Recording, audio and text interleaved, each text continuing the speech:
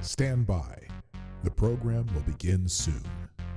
I don't know why I'm talking about this. During World War II, we sent 90 million pounds of spam just to the Russians alone. I mean, we sent it all over the world. Our troops, especially in the Pacific Theater, ate it. That was basically what they ate all the time. 90 million pounds to the Russians. Apparently in like the 50s, Nikita Khrushchev said, you know, if they hadn't sent us all this spam, they might not have been able to feed their troops during World War II. So a little weird canned kind of ham pork product, canned meat, may have won World War II.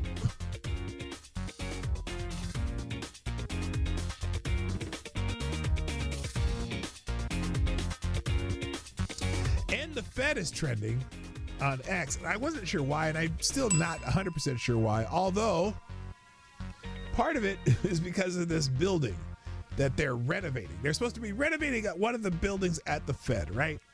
And the other day, Donald Trump came out there with Jerome Powell, and they're talking about how the renovation of the building was kind of a little bit over budget, okay? First of all, the numbers on this are crazy. They wanted $2.something billion to renovate a building at the Fed. $2.1 billion. Well, this is $2.5 billion.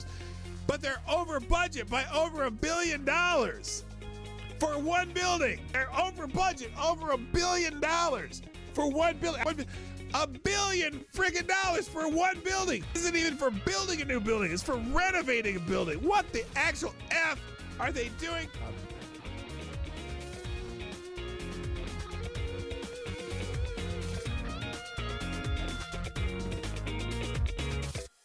If after a night of filling your rectum with vodka from a turkey baster, the cops find you changing a flat in the cereal aisle of a Piggly Wiggly and ask how much you've had to drink, and you say nothing, are you lying?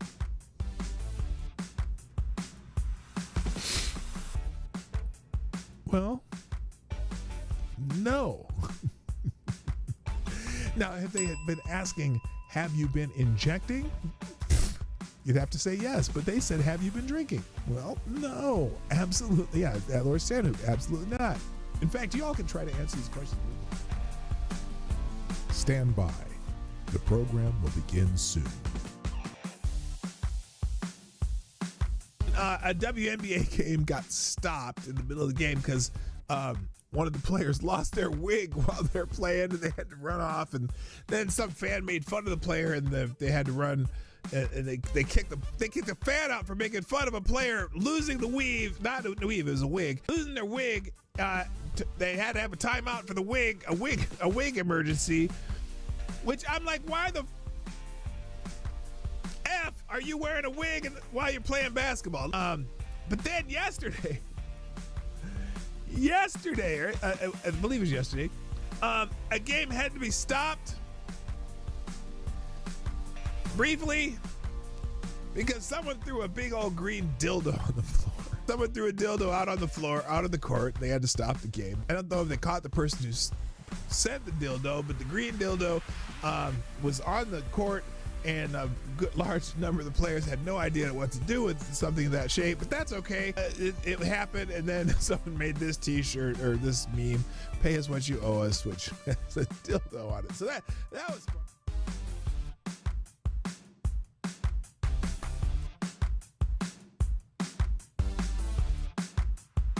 Hey, you know what the really good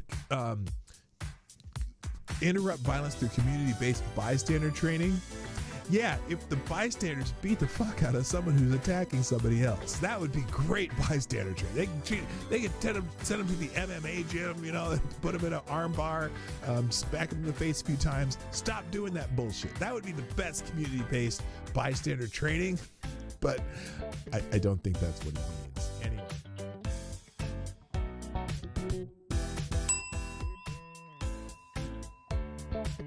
And then the other one, they'll go back all the way to Dylan Roof. Dylan Roof's the other one, which, does anyone, okay, let me ask you something. A lot of you are right-leaning on the right. Is there anybody in this that you, anyone you know of? Is there anyone that you know of on the right who supports or supported Dylan Roof? Because I know everyone I can think of who's like, Dylan Roof, fuck that guy. He went out and murdered people in a church. Fuck that guy. But the left is like, oh, he was a right-wing extremist. Nah, he's a fucking asshole. Fuck that guy. Yeah, fuck Dylan Roof. Nobody gives a shit about Dylan Roof. Nobody claims him. Nobody wants him. He's an asshole. Okay? He's a little punk bitch asshole who killed a bunch of people in the church. Stand by. The program will begin soon.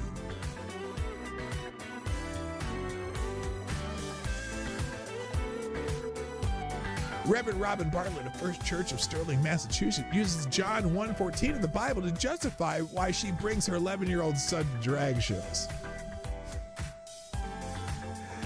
This is what we're getting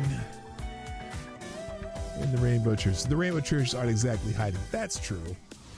The Word became flesh and lived among us, and my body, your body, their bodies are home for the living God. That is why I take my 11-year-old boy to drag shows in the summer with my friend and fellow church leaders, Kate, and her 11-year-old boy. Especially if you're a man, bodies can be celebrated and played with. That's her message. What the fuck?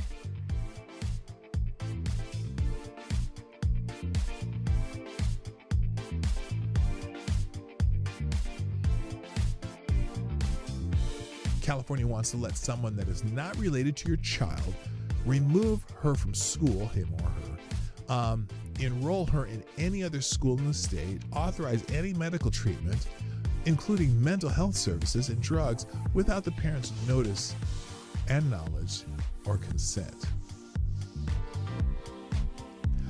Can you see where that might be a problem? This is not fear-mongering. I'm not being hyperbolic, she warned. These are unintended consequences, and it is terrifying. They are unconscionable or unavoidable.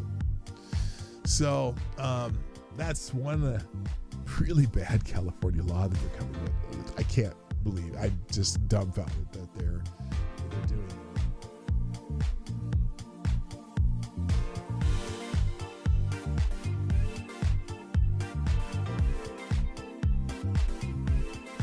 Now this is interesting. That new mayor candidate, the leading Democratic mayor candidate for New York City mayor, Damme, wants cops to stop responding to attacks on Jews. And by the way, Jews in the New York City are victims of the majority of hate crimes. Not a plurality, but the majority of hate crimes against people in New York are against Jewish people. And you know, especially religious hate crimes. Anyway, 345 hate crimes in New York City last year, more than all other minority groups combined, according to the New York Police Department data. Anti-Jewish crimes accounted for 54% of the 641 total hate crimes reported to police in the city in 2024. Since the beginning of the year, 60% of the 123 recorded hate crimes have targeted Jews, according to the New York Police Department. Well, Zohran Mamdani, the radical Islamist and leftist terrorist supporter, has proposed that New York Police Department not respond to hate crimes, instead that they be handled by social workers. Either this shifts resources away from responding to attacks on Jews and moves away from having law enforcement deal with those attacks, and instead has his political leftist allies deal with them by burying them, right?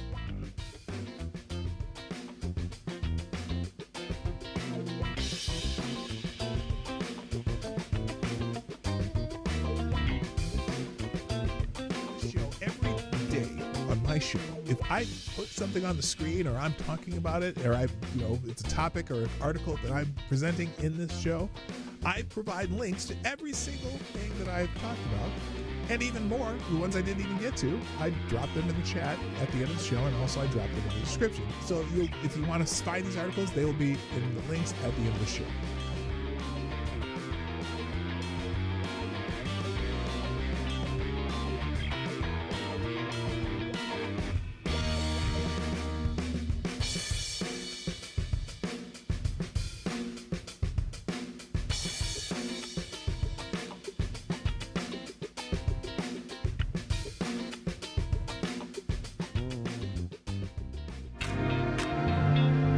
Ladies and gentlemen, coming to you live from the Lucky Dog studio in a hidden location somewhere in the upper Midwest of the United States of America, it's a brother making his own way but with all the wrong opinions.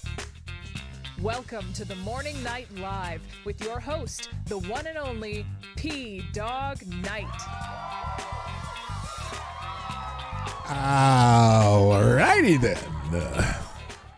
Good morning, everybody. Welcome to the Morning Night Live. I'm your host, Marty, also known as PDawgKnight on the internet. Welcome back to the Dawg Knight Channel, where we talk about the daily things happening in the world. And boy, there's a lot going on. We'll talk about a few things that are interesting to me, like this guy, because, oh boy, all this stuff that's coming out about that side of the aisle around the 2016 and, you know, during Trump's first term and all that stuff. And also we'll talk a little bit about violence, sex, and rock and roll. So there you go. Okay, maybe not all those things, but it's just, you know, we talk about stuff that's happening in the world. So let's oh my God, here. Oh, I got notifications. Yeah. Okay. Let's get things started by saying hi to the people who have shown up. Oh, lots of people jamming in the old let's go category. So it is, whoa, is that today's or yesterday's? That's today's. Dang. Okay. What is this? What is this about? Who's replying to me here? What is he responding to? Oh, interesting.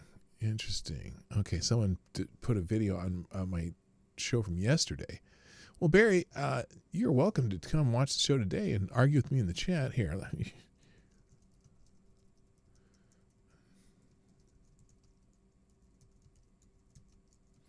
I'm just telling this guy to join us.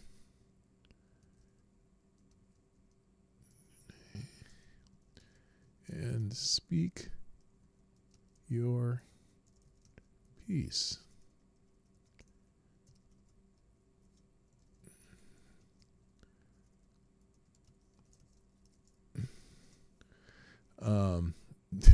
He posted a video. Trump's 40-year entanglement with the FBI and organized something.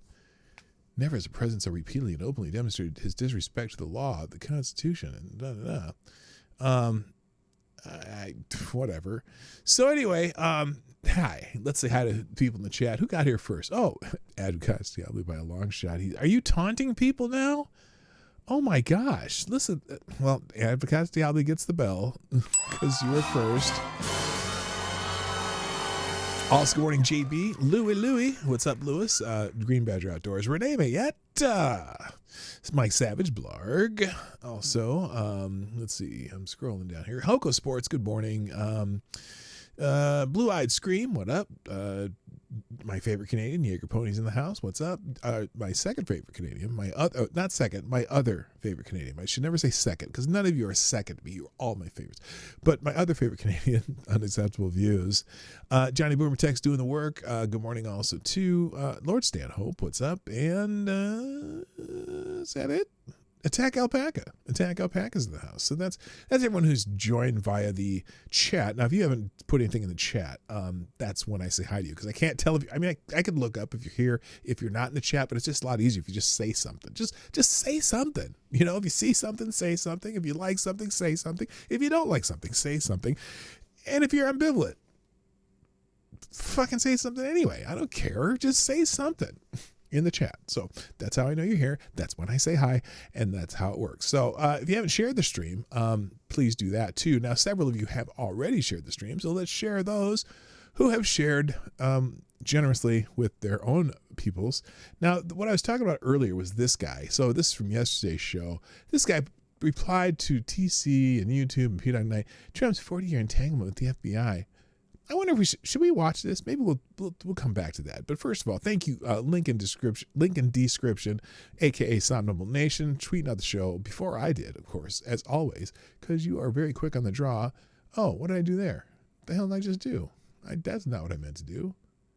The hell happened there? That was weird. Anyway, there, we're reposting that. Maybe if my clicker works. Oh, there we go. Oh, my mouse is having trouble. Maybe I need a battery in the mouse. I don't know. Also, it gave me a little Let's Go Green Badger Outdoors with that little Top Gun looking thing. That's pretty cool. Getting the plane up. What is going on with my mouse? I think I need a battery. I think I need a new battery. That could be it. Also, Mike Savage with the Let Us Go daily. Come on, mouse. What are you doing? I might need a new battery in this mouse. Who knows? And then Somnambull Nation with another Soul Train dancer, which my Let's Go had today. Okay, this is really annoying. What is going on with this mouse? I think I might. No, battery looks good. What the hell's going on? Let's turn it off. Let's turn this. Because this is going to annoy me if that happens all day. Okay, connect. Is there something running in the background that's causing this delay? Anyway, also thank you to, there's a good one. Now, I don't know who this wrestler is, but she seems to be a fine individual. Thank you, Resolute Germ, for sharing that and sharing the show by saying, let's go. And the Daily Samurai from JB, or not daily, often posted Samurai movie photo or GIF, which for some reason is not playing. Oh, it's just a photo. That's why. Okay. And then Simon Wilkins with the are those cookies? Oh, I see. Let's see. He says, I'll watch until I'm satisfied with how much music I've downloaded, but then I've got to return to that broken bench to drink tea and eat a sandwich. Okay. And is this a sandwich or is this just these are some sweet treats. Looks like some cake and some cookies in 4 different arrangements. I don't know why they're continually being rearranged. That's okay. And thank you, Ty Alexander, Somnambull Nation, Resolute Germ, and, of course, JB for retweeting the show. So appreciate all you guys who do that. That is helpful, more than you know. And so I greatly appreciate that kind of stuff. Oh, are there 2 more? Oh, and the Ric Flair woo from Ty Alexander, of course. Woo! Got to do one of those every day. And I think that's all of them. So there you go. Thanks everyone who shared the show. I'm going to move this out of the way because it doesn't need to be there. And also we have our first sponsor today. Thank you, Avocados Diabli, with dropping a small bullet in the tip jar. If you don't know what that is, it's a 223 as opposed to a 556 or a 7. What's the other one? What's a 7? 726? I don't know what it is. Anyway, thank you for sponsoring the show. You are the new Streamlabs Superstar sponsor of the day. And you got a bonus from yesterday because I didn't reset the thing, and I'm not going to do it now because I want to make sure you stay up there until somebody beats that number. So Avocados Diabli says, you picked that photo of Schiff just because it looks like he's sucking. Hang on a second.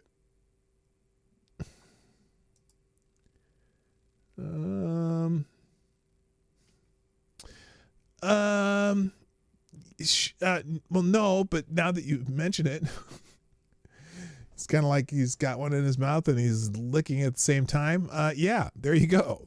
I don't know why you had to come up with that, because that is definitely not sexy.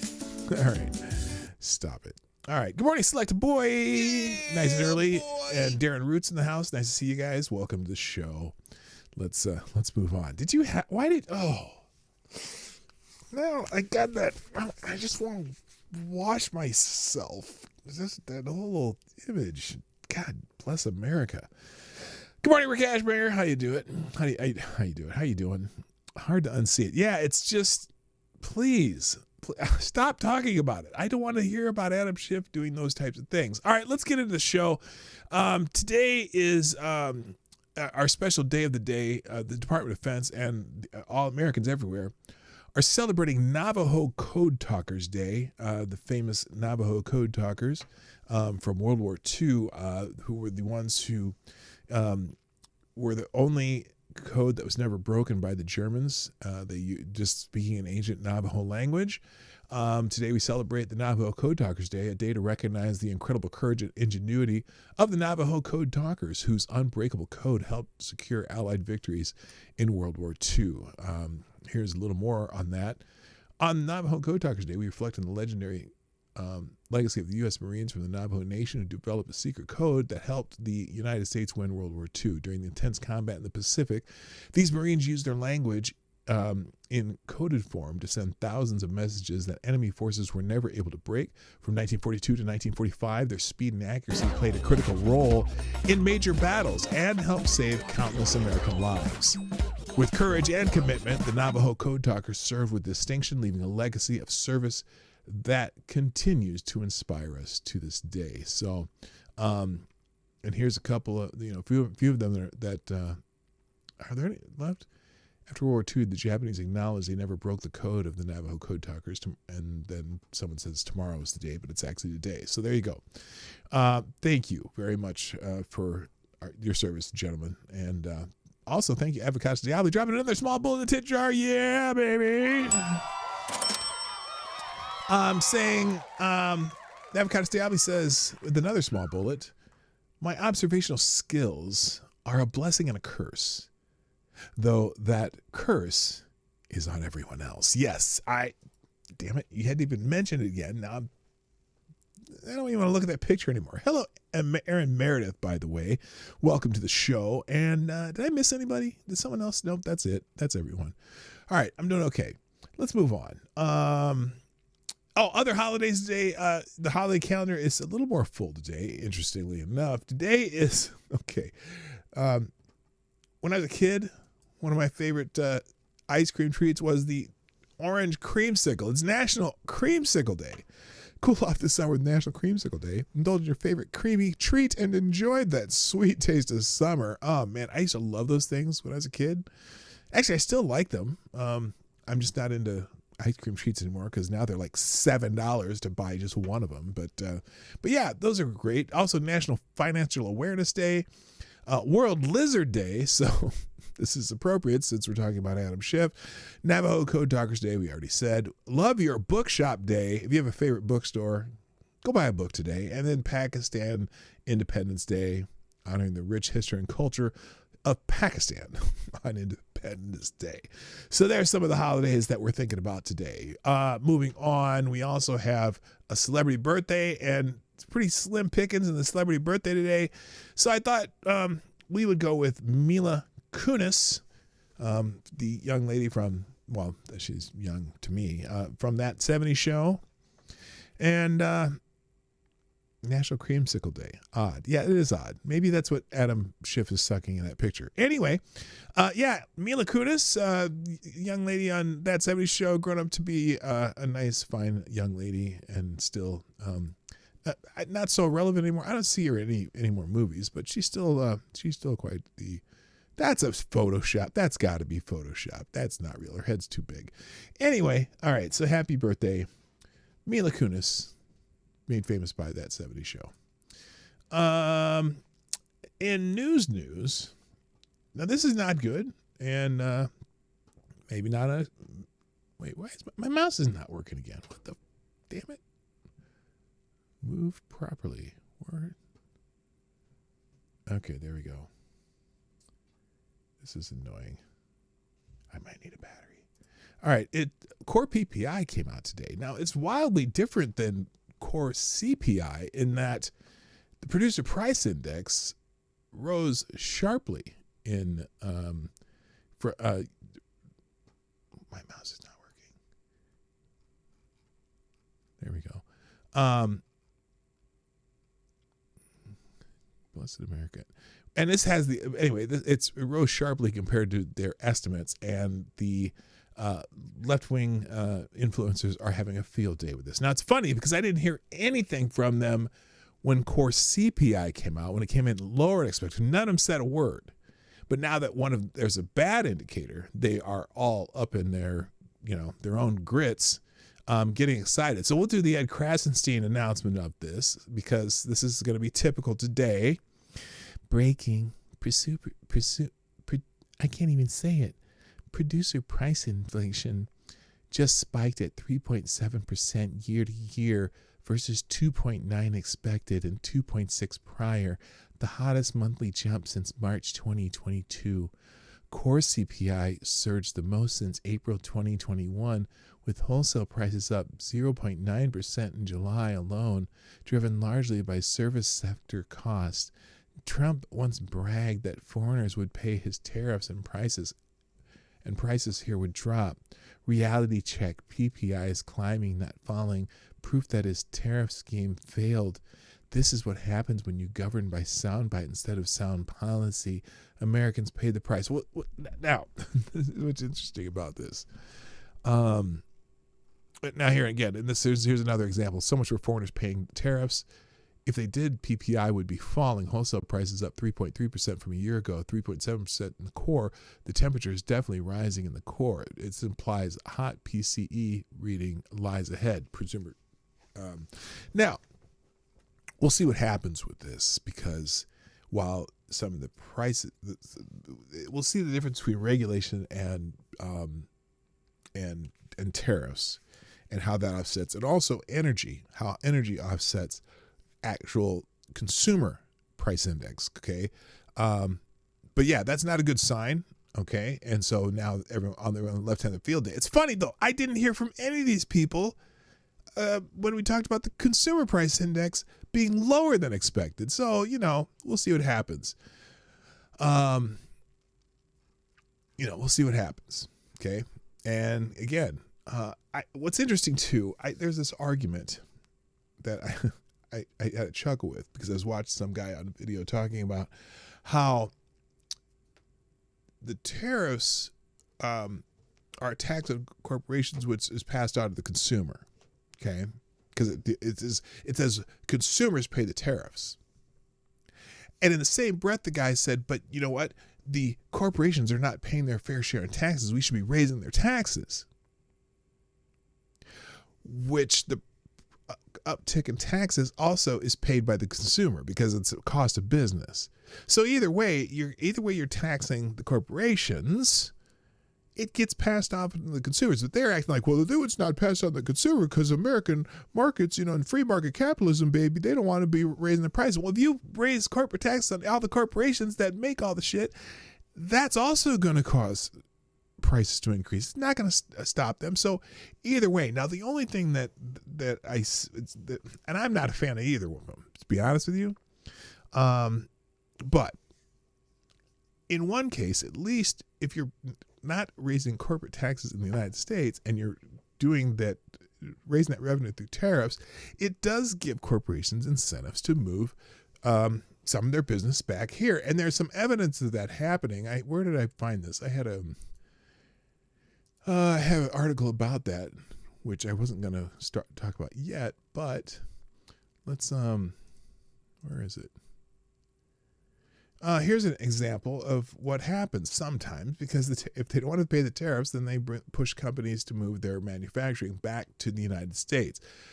GE Appliances, General Electric Appliances, announced a $3 billion investment to relocate production of its refrigerators, gas ranges, and water heaters from China and Mexico to its U.S. facilities as part of a 5-year plan. This initiative, which comes amid efforts of Donald Trump to encourage reshoring of manufacturing by imposing tariffs on foreign goods, will upgrade plants in Kentucky, Georgia, Alabama, Tennessee, and South Carolina, creating over 1,000 new jobs, and represents the second largest investment in the company's history. So you hope that happens, but here's my problem with articles like this.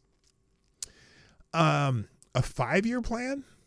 A 5-year plan to move manufacturing back to the United States? Well, okay, let's see, 5 years from now, there's going to be a different president, and maybe with a different philosophy. So I get tired of this game, man.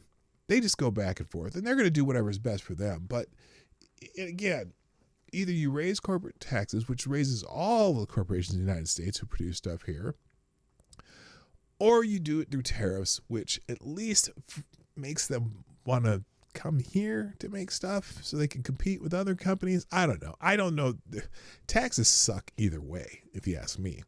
Anyway, good morning, Ms. Wild Wolf. How you doing? And Resolute Germ, nice to have you here.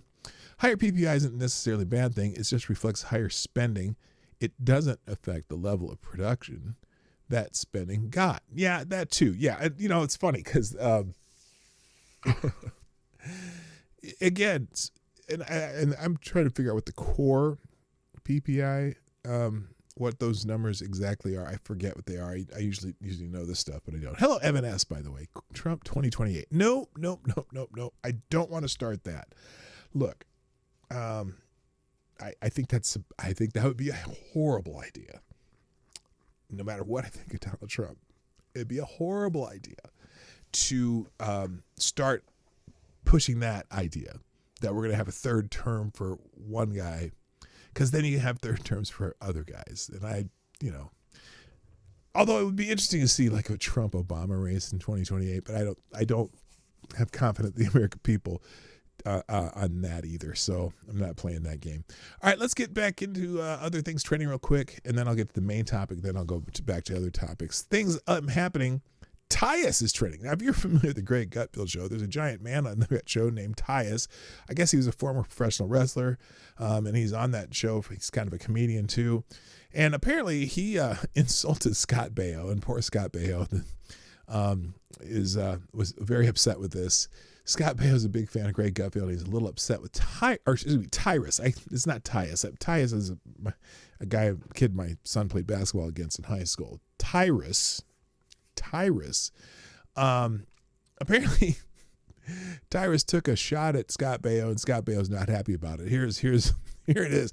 I don't even know why I care. Scott Baio. I mean, Scott Baio's a good guy, but he's not.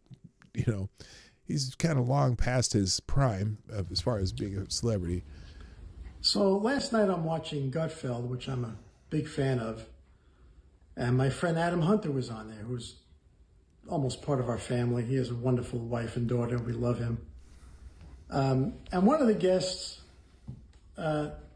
Tyrus, took a really cheap shot at me. It was really unwarranted. Okay, now wait till you hear this. Didn't know if I was alive or dead. Okay. I don't know if that's necessarily a cheap shot. It's like, if I don't hear from Scott Baio for years on end, I'm not sure if he's alive or dead, right? But it's, but I can see where you might be sensitive if you're the person, if people are wondering if you're alive or dead. Well, Tyrus, just so you know, I've been in the entertainment business since I'm 9 years old.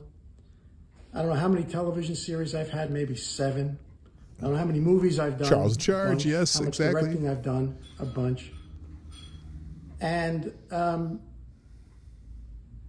I had a... Okay, we're not gonna watch this. It's painful to watch. But anyway, so some people are saying that Tyrus owes him an apology.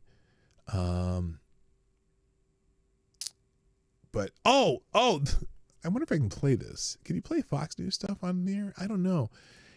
There's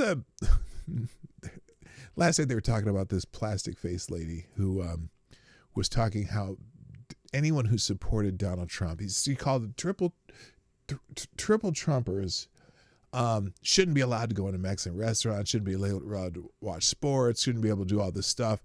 And they had some commentary on that last night too. Let's play this one. Right, here we go. Oh, God. I don't know. It's like you know what, Tyrus? I just realized we needed new assholes. We were like, we went through all of our assholes, and then God gives us this one.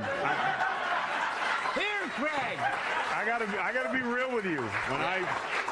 When I first saw this, all I was thinking was, Mom? Sounded like my mom. This is an easy explanation. Yeah. See, she thinks, first of all, reality TV star, that's like someone putting porn star on their business card and being serious. Yeah. She was obviously miscast. She should never have been on a reality TV. She should have been on Botched. Oh, snap. Did you hear that? Yeah.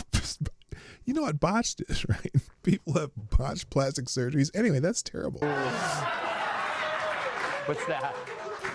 But here's the cold part. She did that nose on purpose, just putting that out there. What happened is she got to the Mexican restaurant and there was a wait. Yeah. And she had to wait for her table, and the people in front of her Look at the fat naggers, that's why you sat them? No, bitch, because there's no reservations at a Mexican restaurant. And that's exactly what it is. That was that elitist thing. She had to wait 15 to 20 minutes, and then they asked her for her phone number because they call her when her table is ready, and she threw a complete fit. Yes. That's exactly what this is. She's not a star. She's not anybody you want to do this story over again. And Okay, so anyway, if you don't know what happened, yeah, that's she went on this tirade, and all the people on the left are just loving this tirade that she did. So that's his response to that. But anyway, the reason he's trending is because Scott Baio, he upset Scott Baio, and Scott Baio, you're a big boy, just get over it. All right, moving on. Let's move on. Jillian Michaels is trending because she was on this is CNN last night or 2 nights ago, and apparently she ruffled some feathers because depending on who is posting about this, whether or not she was wrong or whether she was right regarding what's going on at the Smithsonian. Did I play this yesterday? I don't even remember if I did. But so some people saying that Jillian Michaels talks circles around these people. Other people are saying that Jillian Michaels is clueless, or that it's always based on who's listening, on what you hear regarding what they're doing at the Smithsonian. And so the Smithsonian's still trending because of it. I'm not going to play it again, but she did post this as an example of what she was talking about. She says, okay, so for anyone watching me on CNN tonight, battling it out with Abby Phillips on Abby Phillips' show, this is one of the Smithsonian exhibits I was referencing. Trump is not trying to erase slavery. Hello, patio furniture, by the way. And Mrs. Hayes is in the house. Trump is not trying to erase slavery by suggesting some of the installations there are inaccurate and biased. Notice how it omits the central fact that Cubans fled Castro's communist regime instead of framing the crisis solely as the result of U.S. support for dictators, a misleading oversimplification. While the U.S. did back Batista, an unpopular and corrupt leader, mass emigration from Cuba began after Castro seized power in 1959. Cuba became a one-party communist state allied with the Soviet Union. Political opponents, journalists, and business owners there were jailed, executed, or driven into exile. Private property was nationalized. Dissent was criminalized. Like the rest of the exhibit, this framing, as in because of the U.S.'s fault that people were leaving Cuba, reduces a complex history to a narrative in which the United States alone destabilized the developing world. I oppose interventionist U.S. foreign policy, but this is not an honest or complete portrayal of what happened in Cuba, period. And she's referencing this, seeking democracy and safety. Civil wars, oppressive governments, and natural disasters pushed millions of people to migrate from Latin America and the Caribbean to the United States. Throughout the 1900s, the United States supported foreign governments that favored U.S. business and fought communism. Sometimes U.S. foreign policy contributed to the violence and corruption driving people to migrate. The United States backed numerous dictators, including Cuba's Fulgencio Batista and the Dominican Republic's Rafael Trujillo. Cuban, Dominican, and many other Latino communities still feel the effects of war and revolution. Their stories reveal the human cost of immigration and the contradictions of U.S. foreign policy. But again, the migration of Cubans was after Castro took over and started destroying people's lives and whatnot. So that's what she was trying to talk about, and they were accusing her of trying to whitewash slavery and all this other bullshit, which she was not doing. But again, you hear, like that one video we showed a while back, if you have rose-colored glasses, everything's going to have a red tint to it. If you're wearing blue-colored glasses, everything's going to have a blue tint to it. If you always look at things through a racial lens, then everything's going to be about race. And sometimes maybe not everything is actually about that. Maybe take the racial lenses off sometimes. Sometimes they're necessary. It doesn't mean because look, without the racial lens, you should be able to still see real racism. But if you always look through a racial lens, everything is racism. So there you go. Hello, TC and Patio Furniture. By the way, I have to just say this. Happy birthday to you. Happy birthday to you. Happy birthday, patio furniture. Happy birthday to you. Boom, boom. Happy birthday, patio furniture. Awesome. Okay. All right. Other things trending. Smithsonian, that's due to the debate on CNN, so I'm not going to go through that one. Kennedy Center is trending, though, because apparently some people are mad that Donald Trump is, I guess did he say he's going to host the Kennedy Center? He's in charge of the Kennedy Center or whatever. And then he invited himself to host the awards and told himself he was president. And I do have the time and humbly accepted the offer from himself before praising himself for honoring himself or something. People are mad about him hosting at the Kennedy Center. He says, Trump hosting at the Kennedy Center sums up what most infuriating about this administration. Wasting time on things that do nothing for everyday Americans. Ballrooms, jets, galas. Pam Bondi was there. Still no files. Every minute on this crap is a minute not helping the people. And that's Dan Coe. I don't know who he is, but he was on MSNBC complaining about the Kennedy Center, which, I think every president goes to the Kennedy Center honors. So anyway, we will survive. The tribute to Gloria Gaynor's Kennedy Center nomination. Here, Sir Rod Stewart jamming to a modified anti-Trump version of her hit, I Will Survive, punctuated by him saying, 51st state my effing at. What? He understood the assignment. Okay, this is apparently...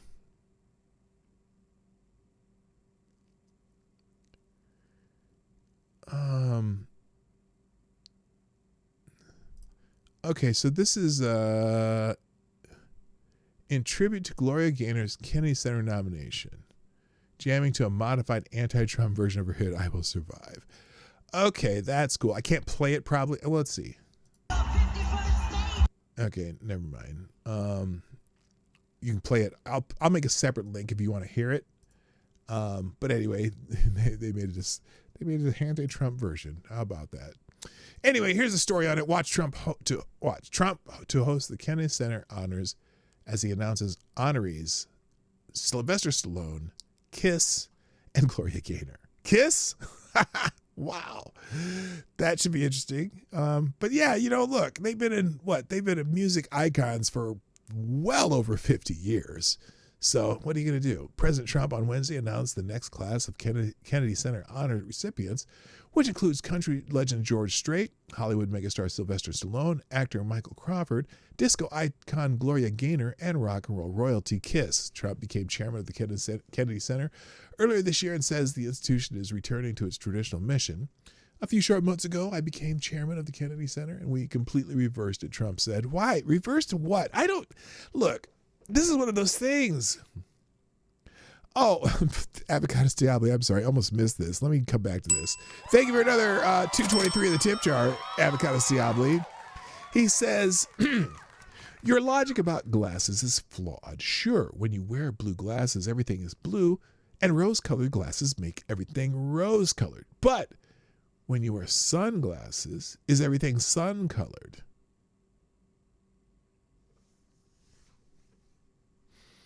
I'm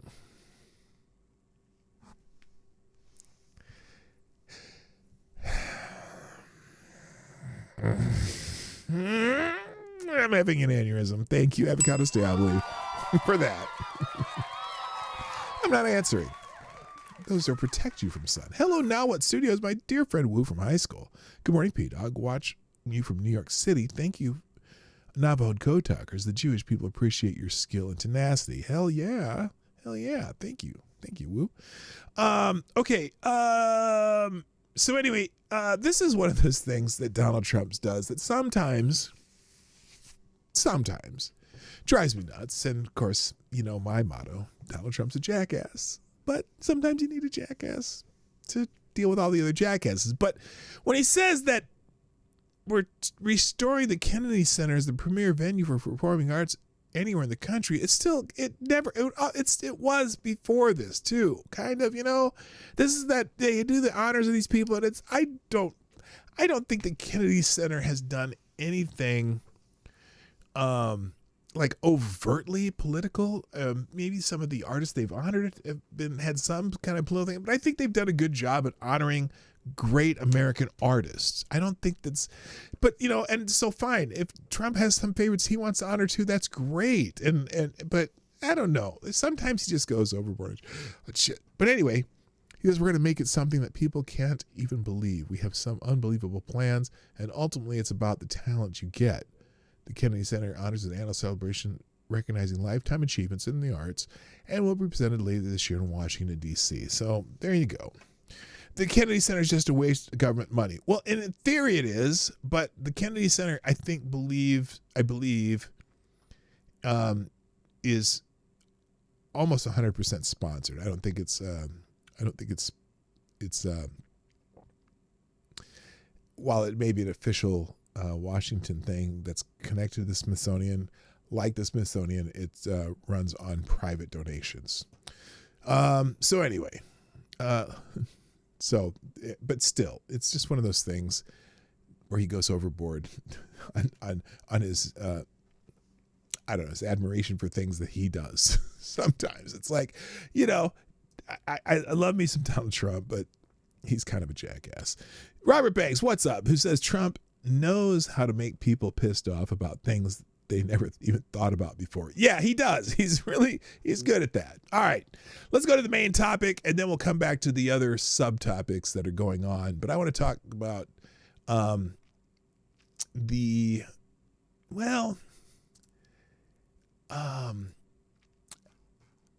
let's talk about the pencil-necked one. Okay, let's start here. Because my my title today is referencing this article. So we're learning a lot of things through the unclassified information that's been coming out from the Justice Department and from whistleblowers of the FBI and all kinds of things that are about all the Russia stuff, all the stuff that they were trying to do to. I know I can't unsee it. Damn it! I didn't want to see this picture. Why did you even mention that? I'm trying not to pay attention. Okay, so where was I? We're starting to learn a lot of things about what might have been and what their plans were and how they manipulated intelligence and how they kind of coordinated to try to take down a president. Okay, and we're going to start with this one: exposed how Hillary planned to reward Schiff for undermining Trump. Now think about this. This came out in some of the stuff that's been unclassified. The real scandal at the heart of the Russiagate saga is the intimate and troubling connection between Adam Schiff, the old pencil-necked one, and Hillary Clinton. This connection reveals how classified intelligence was weaponized to target Donald Trump. We've already talked about how recently declassified documents confirmed that Trump-Russia collusion hoax was a deliberate political hit job, which allegedly Barack Obama approved in coordination with Clinton's 2016 campaign. But things are so much worse. As PJ Muta previously reported, then Congressman Schiff was the architect behind the deliberate leaking of classified information. Now, as I'm not even going to say alleged, they have basically declassified so much stuff that it's completely obvious and legit that Adam Schiff was kind of behind this whole thing. He was this connection reveals how classified intelligence was weaponized to target Donald Trump. Oh, I'm sorry, never mind. Back in 2017, here it is.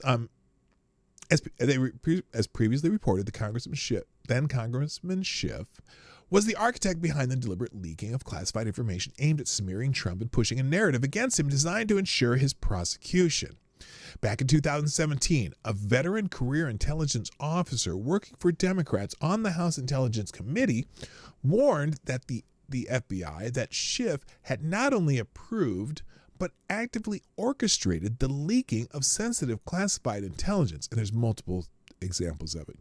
According to whistleblower testimony from 2023 interviews, Schiff convened a staff meeting where he explicitly declared that the group would leak damaging classified information about President Trump. His goal was to use this information to secure an indictment against Trump. By the way, also, what's that other bobbleheaded MFer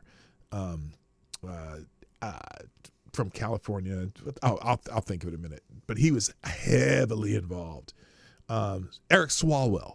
Eric Swalwell was actually very likely the leaker, the actual person who leaked a lot of the information to the press too. Anyway, back into we did this.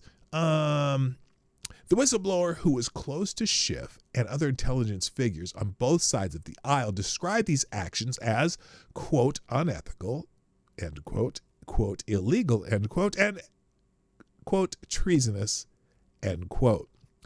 The implications won't stop with Schiff. Investigative reporter Catherine Herridge has not only released FBI reports that revealed that Representative Eric Swalwell,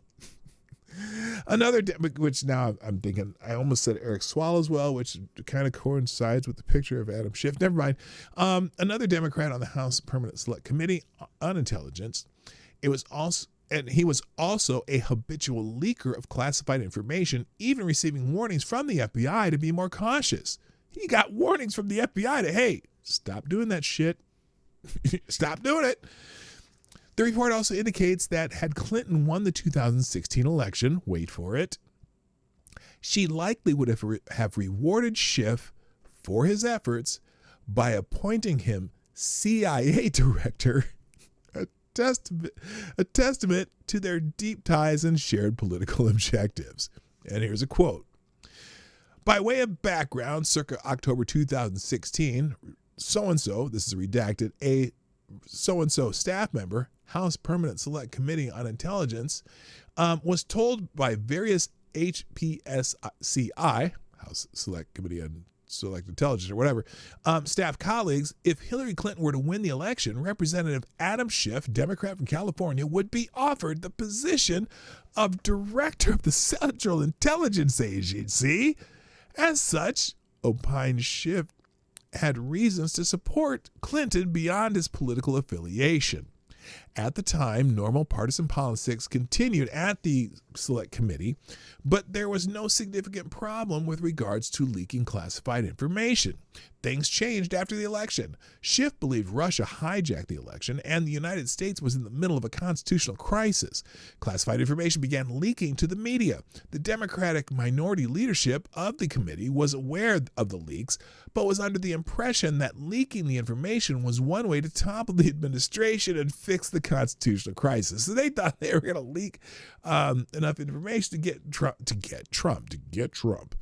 The nexus between Clinton, Schiff, and the intelligence apparatus turned the Russia investigation into a political weapon, not an impartial probe. I'll put a link to Catherine Herridge's tweet storm on this because she's gone through all these documents and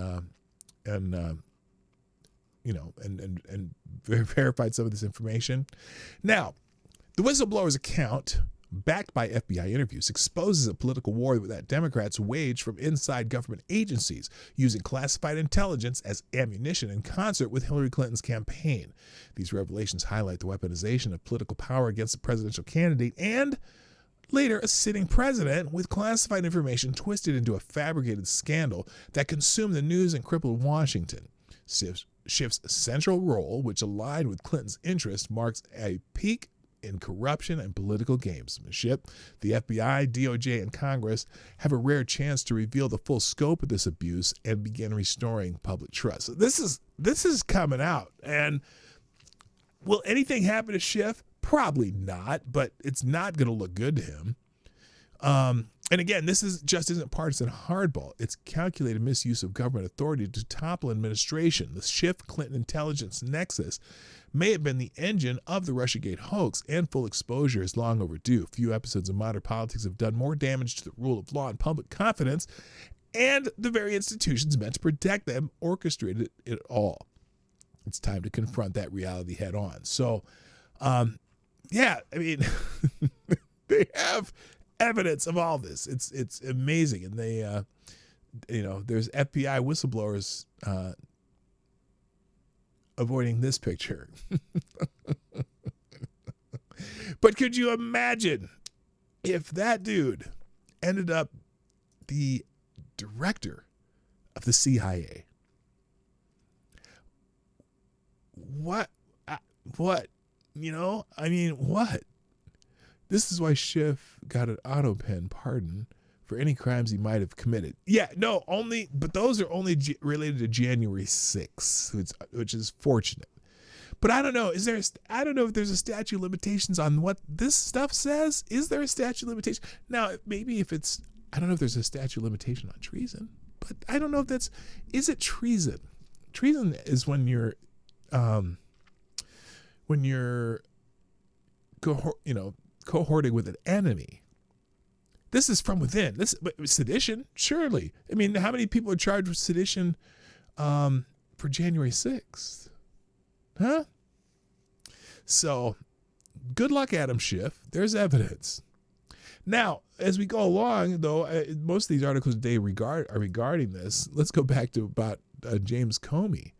There aren't enough shells on the beach to hide James Comey's blackmail treachery against Trump. And this is also written by another guy. Why is that popping up on my screen? Turn that shit off. There we go. Okay. And this is by Virginia Taft, also at PJ Media.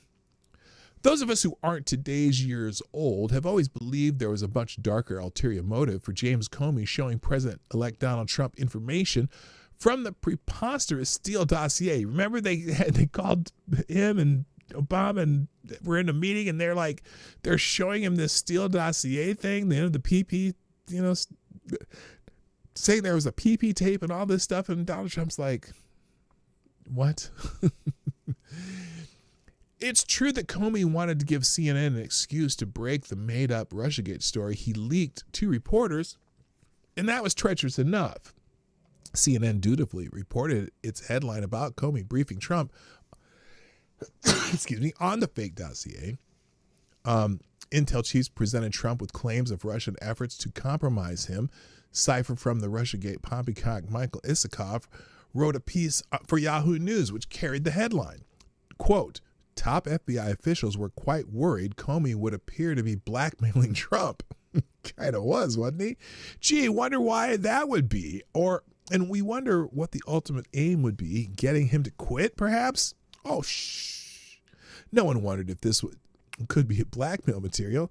He knew that what insiders referred to as the sensitive matter would be used for that very purpose. Indeed, if these spooks thought the Russians would use the peeing hooker story to blackmail Trump, surely the wayward sons and daughters of Ephraim Zimbalist Jr. could use the sensitive matter for the same damn thing.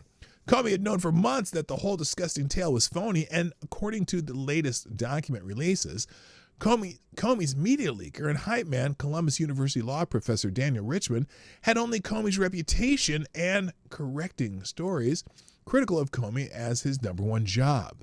Worse only if you're a person with moral compass, that is. They knew that the intel was fake. Indeed, Fusion GPS muckraker Glenn Simpson told senators in a closed-door meeting in 2018 that they were very, very concerned the future president would be compromised by their fake Ruski compromat. Quote, in a closed-door session, Mr. Simpson told senators he, former British Vice Christopher Steele, thought from his perspective there was a security issue about whether the presidential candidate was being blackmailed. The Fusion GPS founder also said, quote, Chris said he was very concerned about whether this represented a national security threat and said he wanted us. He said he thought we were, he said he thought we were obligated to tell someone in our government about this information. Simpson failed to mention that his team attempting to blackmail Trump in this scenario. So, this is, it was like, there's more in the article, but all this stuff coming out right now, that because there's a new sheriff in town who says, oh no, we're not playing. We're going to just divulge all this shit. Is part of the reason I think people instinctively knew once they found out that there was not there. And look, Democrats are insisting that it's still there. Democrats insisting the Steele dossier is still real. But all the people who are like, well, we're learning that most of this wasn't real. So why did they do it? Because the whole purpose was to destroy that particular president. And again, I always laugh because sometimes I get people online saying, "Oh, you're a mega person. You're a Trumper." I'm not. But I support him because I think the jackass needs to take care of the other jackasses. And right now, if they had gotten away with all this with no repercussions, they'll just do it again, and they'll do it to anybody. If they'll do it to a president, they'll do it to anybody, and they do it to anybody. They do it to anybody who gets their way. They use lawfare and bullshit to get it. To get whoever they want to. In this particular case, they completely hate Trump. And in fact, we'll give you another example. Here, James Clapper. Okay? James Clapper, former Obama Intel chief, James Clapper told the NSA head to get on board with our story on the Russiagate intelligence. Former Director of National Intelligence, James Clapper, overrode the objections of National Security Agency Director Mike Rogers in order to advance the narrative that Russian President Vladimir Putin had interfered with the 2016 election with a clear preference for Donald Trump. And now we know, in hindsight, that Putin was resigned to the fact that Hillary Clinton was going to win, and they didn't have a dog in the race. They were trying to figure out how they were going to deal with Hillary Clinton. And it took them by surprise that Trump won too. The emails involve Clapper and Rogers discussing the 2017 intelligence community assessment about Trump and Russia that touched off years of Russiagate media frenzy, consuming much of Trump's first term. Rogers expressed concerns about the sense of urgency, compressed timeline, and compartmentalized intelligence involved in producing the intelligence community assessment, what I will just say ICA from now on. The former NSA head relayed that some NSA analysts expressed concern about not having access to the underlying intelligence nor time to assess it, as in they hadn't seen it, whatnot. Clapper could not be reached for comment. Quote, "I've just returned from a TYD overseas and been updated on current status of our efforts to produce a joint product related to Russian attribution and intent for the DNC DCCC hack." So the information that young man was probably killed for, the hacks that supposedly WikiLeaks did or got supposedly from the Russians, which actually probably came from an insider. Hint, hint. He says, "I know this activity is on fast track," Rogers wrote in a December 22nd, 2016 email. "However, I wanted to reach out to you directly to let you know that some of the concerns I have with what I'm hearing from my folks." Quote, "They were clear in saying that at the staff level, folks have been forward leading, all trying to ensure that we have an opportunity to weigh in. But I'm concerned that, given the expedited nature of this activity, my folks aren't fully comfortable saying what you've had enough time to review all of the intelligence, or that we've had enough time to review all of the intelligence to be absolutely confident in their assessments," as in they hadn't gone through it all yet. In addition, if NSA is intended to be a co-author of this product, as in, remember they said all the intelligence agencies were on board with this? "I personally expect to see even the most sensitive evidence related to the conclusion," he added. Clapper overrode Rogers without defending the underlying intelligence and instead appealing to an ethos of intelligence being a team sport. Quote, "It is essential that we, CIA, NSA, FBI, ODNI, be on the same page and are supportive of this report in the highest tradition of our story, and we're sticking to it." Clapper responded, "We will facilitate as much mutual transparency as possible as we complete the report, but more time is not negotiable. We may have to compromise on our normal modalities since we must do this on such a compressed schedule." Let's just put it out and find out what's in it later. Kind of the Pelosi theory, right? So the documents declassified by Gabbard in recent weeks have revealed that President Barack Obama's intelligence chief spun, cherry-picked, and in some cases wholly manufactured raw intelligence reports supportive of the narrative, predetermined in leaks to the media, that Putin had clear preference for Trump and aspired to help his election chances when possible by discrediting Secretary Clinton, Some of these documents had been confined to CIA headquarters in Langley for years. So, it goes on that, the leading figures in this hoax were all on board and are told to stay in line. There's a lot more in the article, but you get the gist. So, where are we at? I'm running out of time. Let's see. What was the other one here? We'll come back to that. Rod Thompson, Trump's DOJ holds the Democrats accountable for their anti-MAGA lawfare. That's related to a few other things, but especially there's hints from these three articles that, and this article, that the Attorney General is like, yeah, we caught your ass.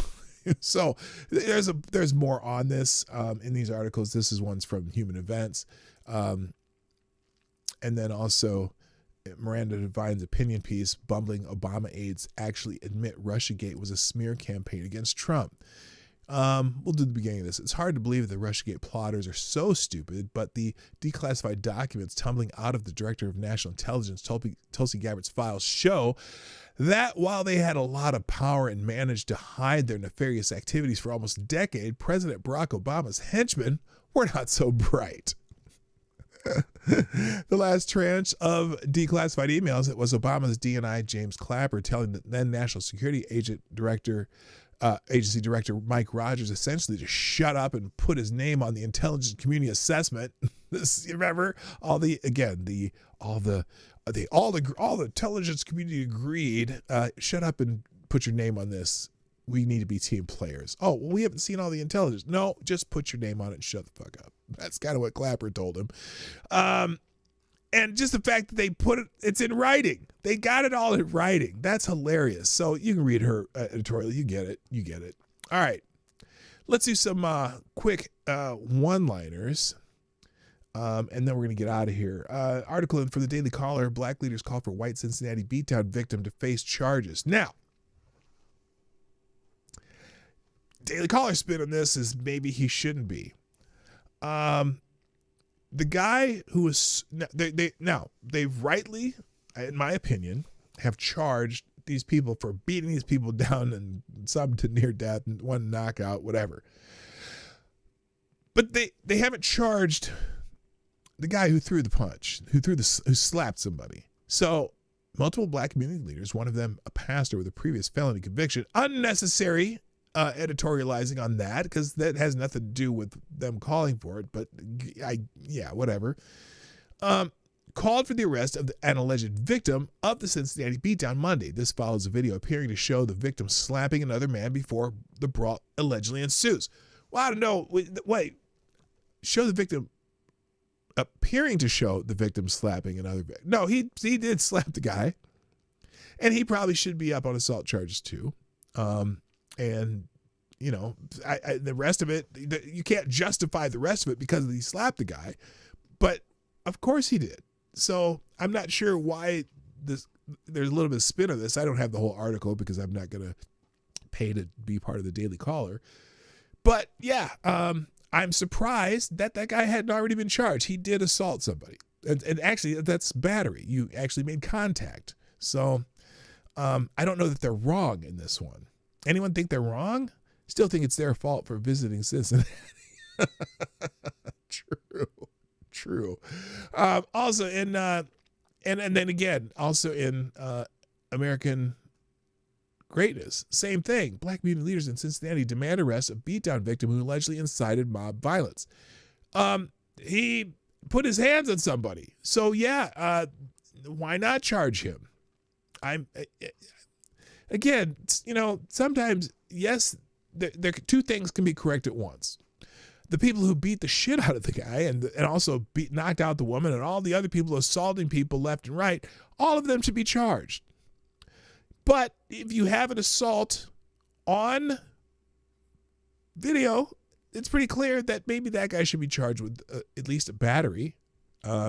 Certainly, did he deserve beat down, people kicking him in the head, all the other people attacking him? No, they should be charged too. Everybody should be charged. You get a charge. You get a charge. You get a charge. You get a charge. That's where it should be, including the guy who smacked the guy in the face. So that's my opinion. I'm sticking to it. They're seriously demanding an arrest on the victim. LOL. Well, just the one, not all of them, because a lot of the other people are being charged with hitting other people who weren't involved.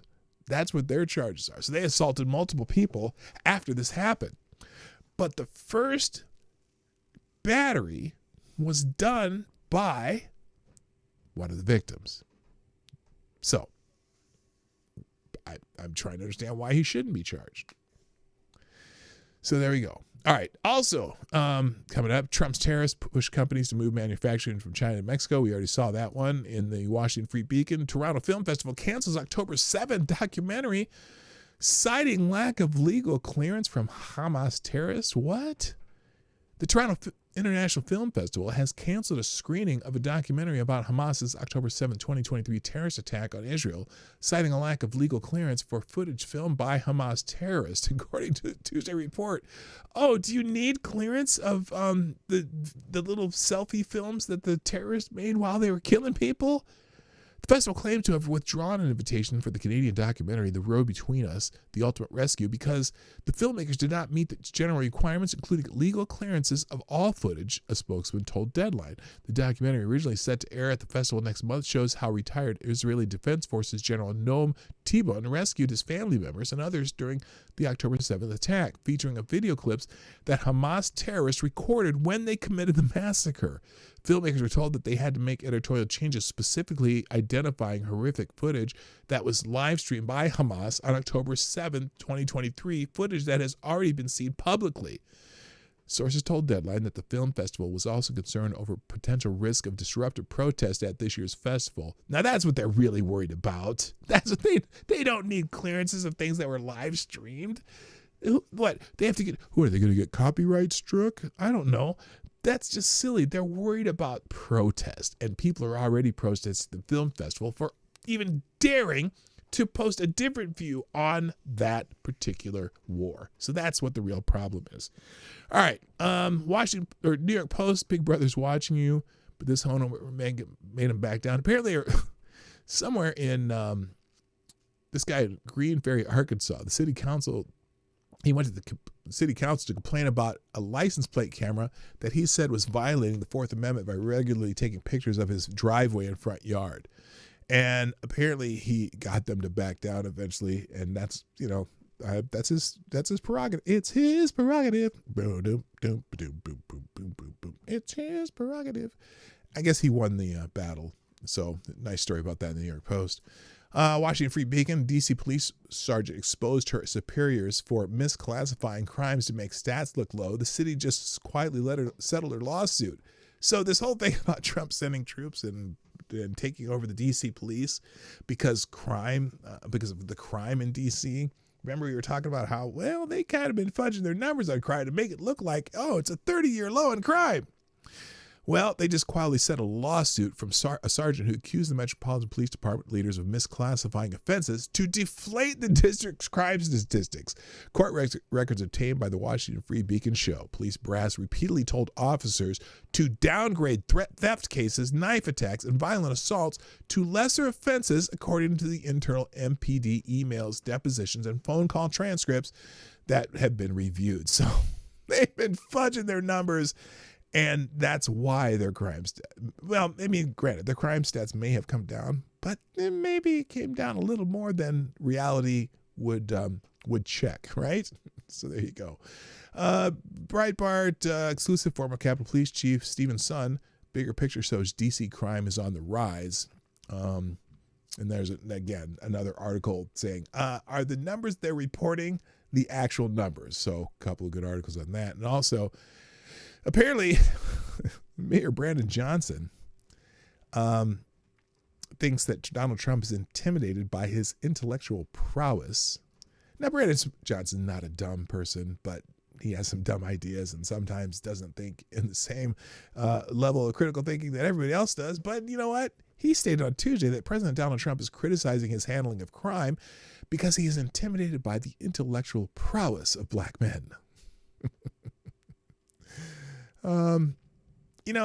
And then the reporter asked Mayor during a press conference for his responses to Trump calling Johnson and Democratic Illinois Governor J.P. Pritzker's incompetent over the handling of crime in Chicago, the mayor said that Trump is using a petite and puerile insults towards his handling of crime simply because he is intimidated by his leadership. Yeah, I don't think Trump's capable of being intimidated. He seems to be, I don't know. He seems to be super confident in himself, even sometimes when he doesn't necessarily need to be. All right. And then finally, Treasury Secretary Scott Bessent declared Wednesday that he's going to begin advocating for a ban of individual stock trading in Congress, arguing that major portfolio gains by lawmakers undermine voters' confidence in the system. Yeah, well done. Well done, sir. That should have been done a long time ago. But he can't make the law, but he can certainly influence the law. And on that note, I'm out of time, guys. So I am going to fix this real quick, make sure I have this ready, so that you can have the links to everything that we have and more. There's lots of articles in the aggregator. There's all kinds of stuff to look up. And the next Epstein guy is that guy. Yeah. Speaking of which, I am not forgetting about the Epstein stuff. I'm still kind of mad about that. And I think I think Thomas Massey, and I can't remember the other congressman who said that they were putting a resolution out to demand the release of those files. I think they're on the right track. And again, I don't care who is involved. Everyone involved needs to have the light shown, and let them figure out whether or not that light needs to be extinguished. Just saying. Anyway, here's today's links for today. And that's it. I got to go. Thanks for joining me today on the Morning Night Live. It's been a pleasure. Tomorrow, Free for All Friday. Bring your questions for Friday Q&A. That's it. I got to go. My name's Dawg Knight, and I am out of here. Bye-bye. Hey, this is Dawg Knight, and thank you for watching today on the PDawgKnight channel. If you have an observation or remark you'd like to make about this video or my channel, I absolutely welcome you to write it in the comment section down below. I really look forward to hearing from you. And before you go, if you like what you saw but you're not already subscribed, please make sure you hit the subscribe button and definitely click that bell that pops up afterwards so you'll be notified when I post new videos or when we go live. I broadcast my live show, The Morning Night Live, Monday through Friday at 10 o'clock Eastern, 9 o'clock Central. A special thank you to all the supporters of this channel who share our videos on social media and who make donations through Streamlabs, YouTube, Venmo, and Cashapp, which are all linked in the description down below. Thanks again, and until next time, I'm Dawg Knight, and I'm out of here.